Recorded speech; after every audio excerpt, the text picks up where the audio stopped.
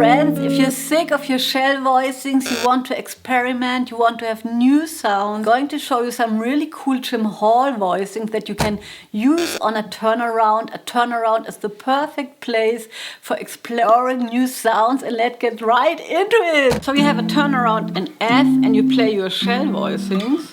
The first thing that you can do is to replace the F with an A minor. The second thing is to replace the D minor 7 with a D7.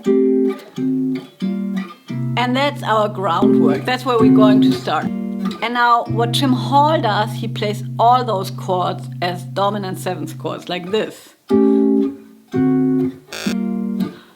And which chord voicings does Jim Hall use? Very specific one.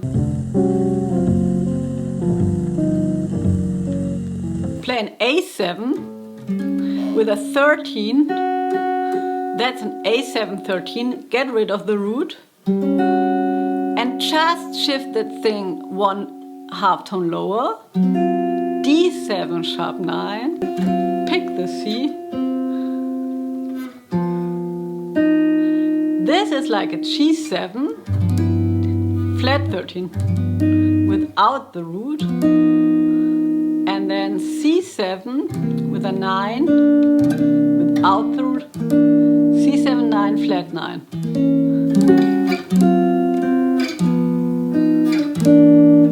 And then resolving it to the F.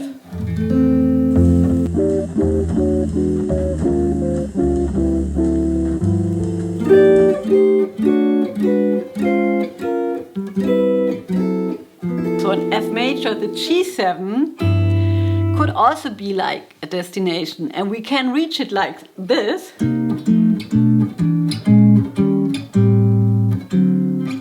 He wouldn't play everything the same way, but he has a variation for each of those chord voicings.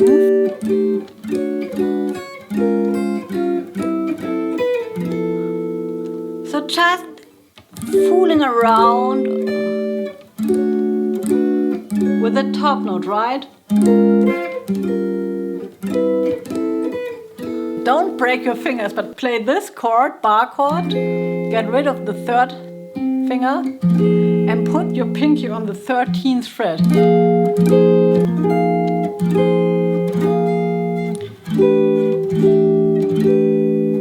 And he also transforms the tonic, in this case the D flat, into a SAS chord.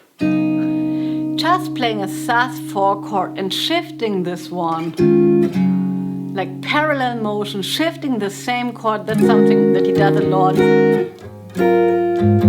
And then surprise.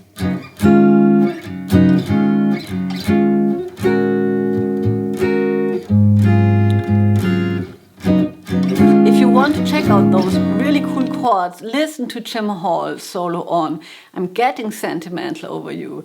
It's not always about the chord voicings, but it's how you use them. And it's also about understanding like the musical theory behind stuff, because I'm Getting Sentimental Over You starts with the tonic, and then we have B minor 7, E7, 1 bar, and then A half diminished, 1 bar, and D7. But Jim Hall is not playing those chords in his solo, at least not in the first two A parts. He's playing like F major, and then he's playing like B minor, E7, B flat minor 7, E flat 7, A minor 7, D7 to get to the G7, which is in bar 5. So it's about reaching this chord, and this chord is at the beginning of a 4-bar phrase that makes it so important in this song. And there are many ways how you can reach a chord, right? So you can reach it with chromatically descending 2-5-1, and that's a trick that you will find in many tunes, and many jazz improvisers use this gimmick to sound cool. So it's really a good idea to understand the chords and the changes, and then just really experiment a lot and have fun. I see you next week.